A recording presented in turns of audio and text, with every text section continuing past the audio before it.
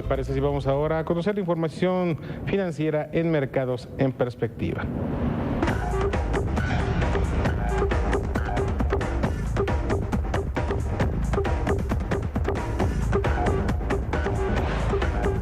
Muy buenas noches. Aquí como todos los domingos en Mercados en Perspectiva, Juan Musi. Juan. Hola Manolo, buenas noches. Muy buenas noches, ¿qué tal? Y su servidor Manuel Somoza para comentar lo más relevante en el mundo económico financiero. ¿Qué pasó la semana que está terminando y qué esperamos para la que viene? La verdad que esta semana fue muy positiva para los mercados. Las bolsas en los Estados Unidos tuvieron alzas por arriba del 3%, el Standard & Poor's, Dow Jones, Nasdaq. También hubo adelantos importantes en Asia y en Europa. La Bolsa Mexicana de Valores, el alza fue de cerca del 4% nada más en la semana, una de las alzas más importantes a lo largo del año. El peso se mantuvo sobre los niveles de 13.45, aunque de repente llegó a tocar hasta el 13.40. ¿Qué lo motivó? Bueno, hubo algunos eventos importantes. Primero, la reunión de la Reserva Federal, donde se anunció la terminación de los estímulos monetarios, ya se terminó la compra de emisión de dinero para invertir en bonos con garantía hipotecaria o del Tesoro de los Estados Unidos. Acordémonos que este era un plan donde se venían comprando 85,000 millones de dólares cada mes y a lo largo de este año se venía disminuyendo en 10,000 millones de dólares prácticamente cada 30 días. Bueno, pues ya terminó ese plan. Esto no quiere decir que ya no haya estímulos. Desde el 2008 a la fecha, la Reserva Federal compró 4.6 trillones de dólares de bonos. Toda esa cartera, todos esos bonos que están adentro del balance de la Reserva Federal generan intereses, tienen amortizaciones. El anuncio fue que tanto intereses como amortizaciones se seguirán reinvirtiendo y esta es una buena noticia. Sigue siendo un estímulo importante para la liquidez en ese país y consecuentemente también se beneficia el mundo de ello. Luego, ¿qué tuvimos? Bueno, un dato mejor de inflación en Europa, subió del 0.3 al 0.4. Esto quiere decir que el fenómeno de la deflación se empieza a alejar un poquito, todavía no se puede cantar victoria. Banco de México, el viernes aquí en México, mantuvo estable la política monetaria, no movió la tasa de interés.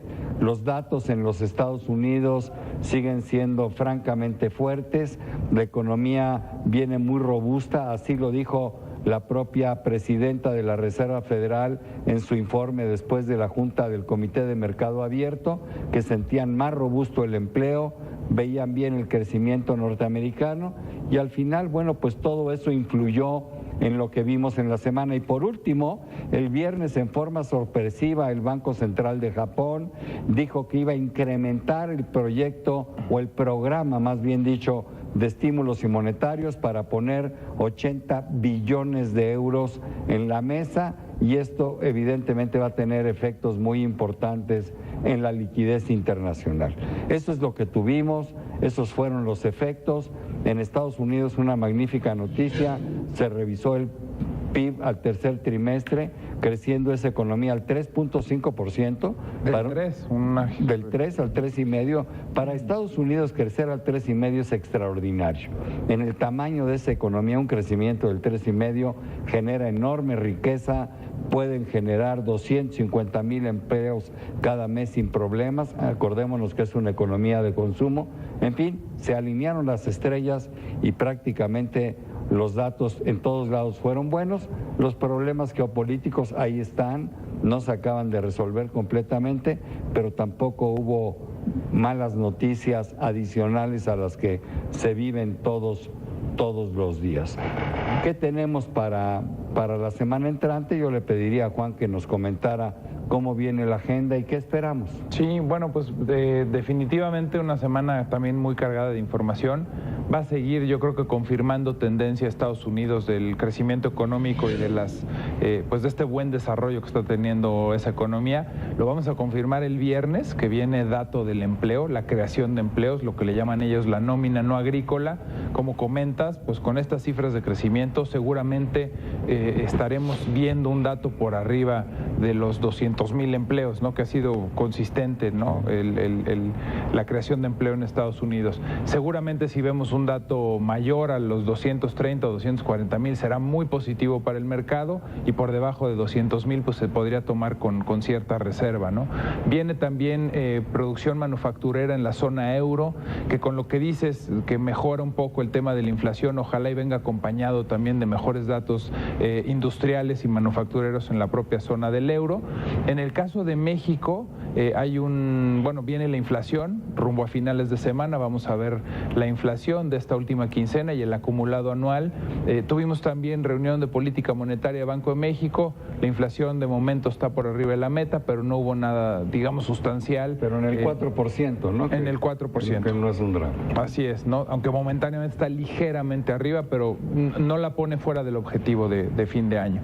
Y también comentarte que viene esto es interesante, ¿no? La publicación de las encuestas de Banco de México de expectativas de crecimiento. Aquí lo que Banco de México hace es nos pregunta, pues ahora sí que a nosotros, a los bancos, a los analistas, a las corredurías independientes, estimados de crecimiento. Después de un muy mal dato de crecimiento económico que vimos en agosto nosotros, el indicador global de actividad económica, pues nosotros mismos hemos revisado ese objetivo. Ahorita me gustaría preguntarte y comentar dónde vemos el crecimiento en México para cierres de este año, pero seguramente veremos como una constante dos cosas: una revisión del crecimiento hacia abajo, desafortunadamente, para este año y lo que sería el próximo, y el tipo de cambio, ¿no? Que también hemos todos los analistas pues visto una banda un poquito superior al pronóstico que traíamos pues hace 2 meses, ¿no? Prácticamente. Y es lo más relevante, pero creo que es una semana cargada que podría confirmar esta tendencia en Estados Unidos, y ojalá empecemos a ver que esto de alguna forma le impacta positivamente al crecimiento en México, ¿no? ¿Cómo ves esta cuestión? Bueno, la verdad que la pregunta de Juan es bien interesante. Nos desilusionó el dato del IGAE del mes de agosto. Las expectativas seguramente se van a reducir. Yo creo que el crecimiento no se va a alcanzar este año ni siquiera el 2.7, que es la meta gubernamental. Yo me imagino que vamos a andar por el 2.5, 2.4 después de ver ese dato de agosto. Ojalá y esté equivocado, pero bueno, pues todo indica que las cosas no van así. También se autorizó el presupuesto para el año entrante, se fijó el precio del petróleo para fines del presupuesto en $79 y el tipo de cambio en 13.40, pero bueno, nosotros no ponemos, México no pone el precio del petróleo ni el precio del tipo de cambio, eso lo ponen los mercados. Aquí el tema es ojalá y se logre vender el petróleo a ese precio para que no se afecte el presupuesto, pero si no lo lográramos, lo que sí debería de empezar a trabajar el Congreso es en un plan contingente, porque para hacerle frente a esto, si no llegamos a esos números, pues hay muy pocas opciones. Una es reducir gastos, ojalá y fuera por ahí, que se redujera el gasto corriente y no el gasto de inversión, que no fueran a incrementar impuestos, sería la otra. Ya hay una medida, promesa, de hecho, de pero que eso bueno, no va a pasar, prometieron, ¿no?, que no lo harían y la verdad la economía no lo aguantaría. O la tercera opción es pedir prestado. Bueno, pues ninguna nos gusta, pero la mejor sería reducir el gasto. Pero bueno, vamos a ver, el petróleo ha estado estable, la mezcla mexicana debe de andar sobre los $76 por barril, el precio que se fijó es 79, y vamos a ver todo lo que nos platicó Juan, cómo se desarrolla a lo largo de la semana. Yo quiero agradecerle su atención aquí a Mercados en Perspectiva, Juan. Muy buenas noches, muchísimas gracias, y gracias a todos ustedes por su atención.